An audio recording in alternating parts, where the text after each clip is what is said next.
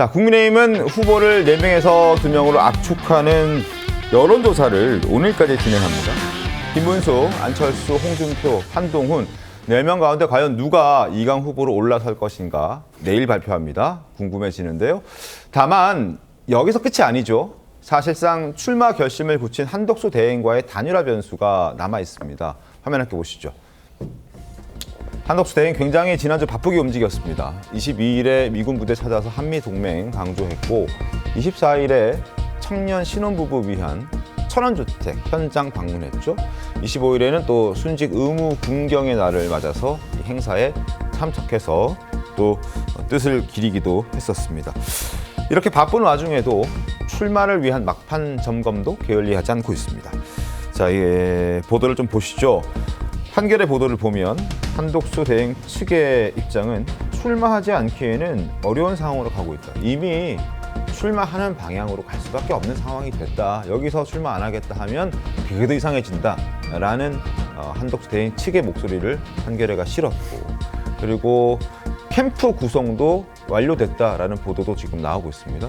총리실에 몸담았던 몇몇 인사, 그리고 출마 시점, 행보 이런 것들을 지금 그들과 논의하고 있다라는 얘기가 들립니다. 이뿐만이 아닙니다.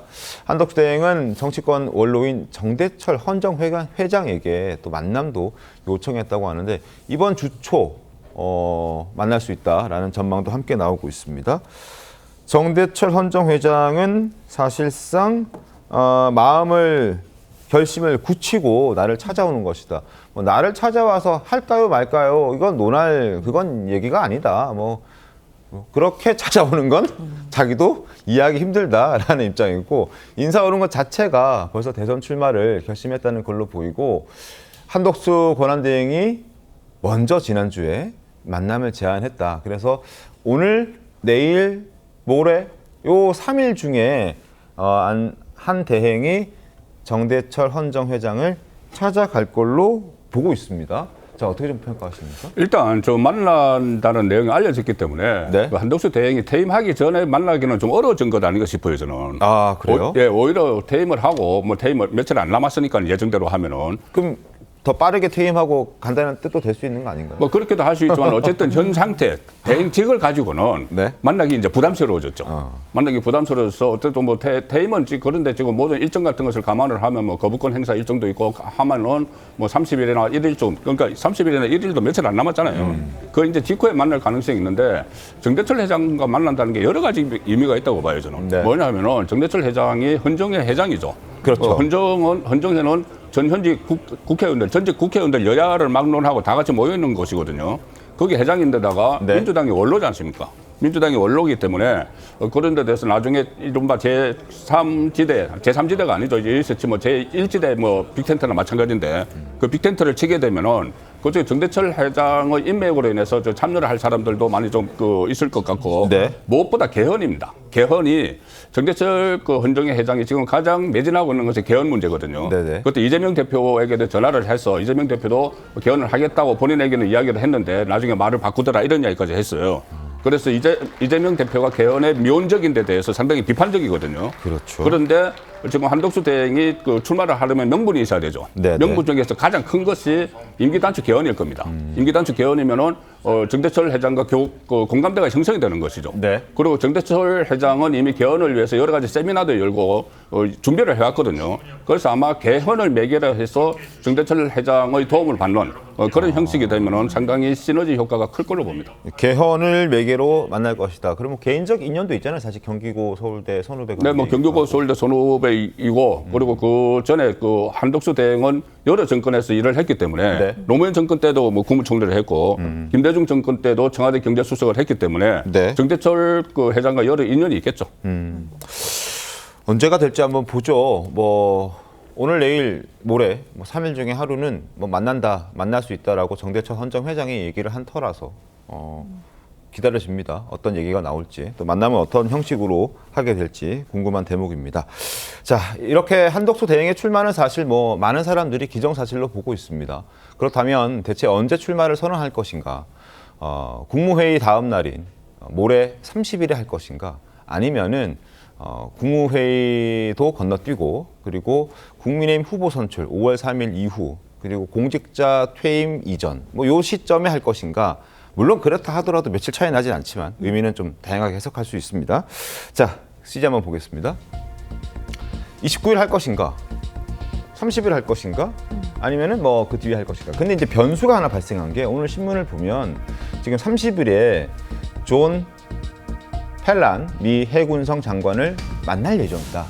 이런 얘기가 나왔습니다. 그러니까 미국의 장관을 만나고 뭐 오전에 만날지 오후에 만날지 모르겠습니다만 만나고 난 다음에 바로 사퇴한다. 이것 또한 모양이 좀 웃기잖아요. 그래서 30일보다 더 늦어질 수 있다라는 전망이 또 나오고 있거든요. 그렇죠. 그러니까 공식 일정에 대한 얘기가 나오면 저것까지는 소화한다 이렇게 보는 게 맞을 것 같습니다. 네. 그러니까 처음에 유력했던 게 이제 29일 얘기가 많이 나왔었는데 그때는 네. 이제 거부권 행사가 있거든요. 그건 제가 보기에 권한대행의 임명권에 대해서 제약을 가하는 거 이건 헌법하고도 부합하지 않기 때문에 거부권 행사가 당연하고 민주당의 정치적인 이해득실 때문에 밀어붙인 법이기 때문에 그것까지는 마무리를 하는 게 맞는데 네. 근데 그럼 공무원법 그 관련 규정을 보면 29일에 사퇴하면은 29일 0시에 사퇴 효력이 발생해요. 아하. 그게 왜냐면은 공무원이나 대통령이나 이렇게 파면할 때 우리 그 시간까지 확인해가면서 그렇죠. 했던 거. 예. 그 왜냐면은 이게 권한이 넘어가는 것들이 굉장히 중요하기 때문에 그 시간을 딱 0시로 못 박은 게 이제 관련 규정에 있거든요. 그러면은 29일에 권한 행사를 통해서 거부권을 행사해 놓고 0시로 거슬러 올라가서 사퇴의 효력이 발생하면 이제 권한 행사를 못 한 게 되거든요. 네. 그러니까 29일은 아니다. 이제 여기까지 확인된 거라고 볼 수 있고 네. 또 지금 미국과의 관계가 굉장히 중요한데 여기에 또 한덕수 권한대행의 강점이 있잖아요.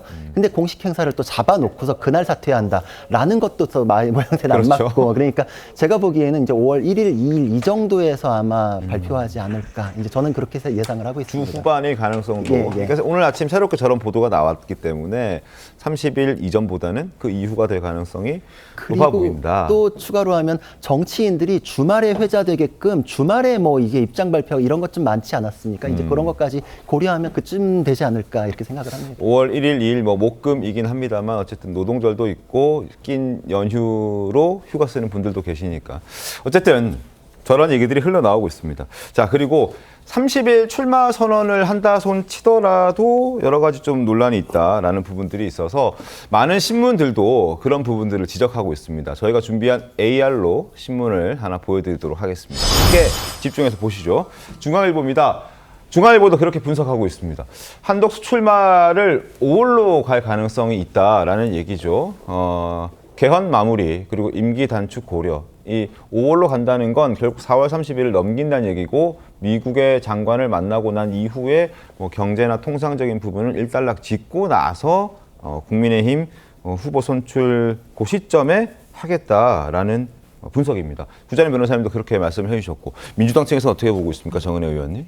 네, 저도 초반에는 이제 4월 30일, 뭐 29일 이 정도로 예상을 했는데 네. 생각을 해보면 이제 5월 3일에 국민의힘 후보가 선출이 되지 않습니까? 그래서 저는 그 전에는 출마 선언을 하지 않을 수도 있겠다는 할 수도 생각을 있다? 합니다. 예. 왜냐하면 한덕수 후보가 출마 선언을 하게 되면 5월 3일의 결과 자체가 저는 좀 영향을 크게 받을 수 있다고 보여지거든요. 네. 그래서 아무래도 5월 3일에 국민의힘 후보가 선출된 것을 확인하고 네.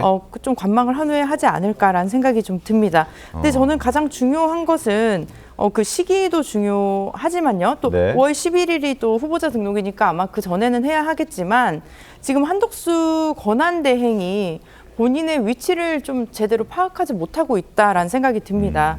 물론 뭐 관세 협상까지 하면서 본인이 이제 어떻게 보면 관건 선거를 한다. 뭐 민주당에서는 이렇게 평가를 하기도 하는데요. 네. 지금 자신의 위치가 권한 대행입니다. 탄핵을 당한 대통령의 권한 대행이기 때문에 국정의 공백을 최소화하고 안정적으로 중립성을 지키면서 국가를 이끌어 나가야 할 위치에 있음에도 불구하고 지금 이렇게 대선 후보로 나오고 또 여론조사에서 본인을 빼달라고 하지도 않아요. 네. 이런 상황에서 봤을 때 출마를 하는 것이 옳은 것인지 저는 그 부분에 있어서 좀 염려스러운 부분이 있고요. 국민의힘에도 저는 얘기하고 싶습니다. 3년 전에 당에서 후보를 내지 못하고 윤석열 후보를 영입을 했습니다. 그래서 대통령을 만들었죠. 그때의 경험을 지금 다시 저는 반복을 하려는 것인지 그런 염려스러운 부분이 있습니다. 그 이해찬 대표가 그런 말을 했어요. 과거에 반기문 그 사무총장이 출마를 한다고 했을 때 외교관은 돌다리를 두드리고도 안 건너가는 게 외교관인데 정치인은 돌다리가 없어도 건너가는 것이 정치인이다. 한덕수 권한대행의 삶을 보면 훌륭하게 대한민국을 위해서 헌신하신 부분은 인정합니다. 그럼에도 불구하고 정치인으로서 사실 이재명 후보 같은 경우는 어제의 결과에서도 봤듯이 본인의 삶 자체가 대한민국의 역사랑 저는 굉장히 비슷하다고 보여집니다. 어려운 환경을 극복하고 이겨내서 돌파하고 뚫었던 그 경험들이 있는데 얼마나 그런 경험들이 가능할지 대통령으로서도 그런 자질이 있는지 전 좀 염려스러운 부분이 있습니다. 알겠습니다. 민주당에서 네. 한덕수 대행이 국가를 안정적으로 운영을 해야 되는데 왜 출마하느냐 이 문제를 제기할 자격이 없다고 봐요. 탄핵을 시켰지 않습니까? 어쨌든 대통령 권한 대행을 하고 있는데 탄핵을 네. 해서 직무 정지를 시켰어요. 맞습니다. 그리고 그 탄핵이 그 헌재에서 기각이 되지 않습니까? 네. 그럼 그 탄핵에 대한 정당성이 없었던 거예요. 네. 그런데 대통령 권한 대행을 탄핵을 시켜서 직무를 정지시켰는데 지금 상황에서 아직 그 출마를 할 수가 있는 거잖아요. 참정권이 있으니까. 네. 그리고 지금 맡은 바 그 소임까지 다 해놓고 이제 나간다는 것이고 네네. 또 하나 그 출마 자격을 이야기한다는 것은 가령 지금 그렇다면은 이재명 후보 같은 경우는 만약에 당선이 되면은 그 이후에 헌법 84조 때문에 엄청난 혼란이 올 것이라는 그런 이야기들이 상당히 많잖아요. 네. 그건 어떻게 보면은 정해진 수순입니다. 혼란이 오는 것은 어쩔 수 없어요, 그것은. 네. 자, 그런데 그런 상황에서도 출마를 하는데 한덕수 대행이 출마 문제를 놓고 좀 이렇게 시비를 거는 것은 저는 온당치 않다고 봅니다. 알겠습니다.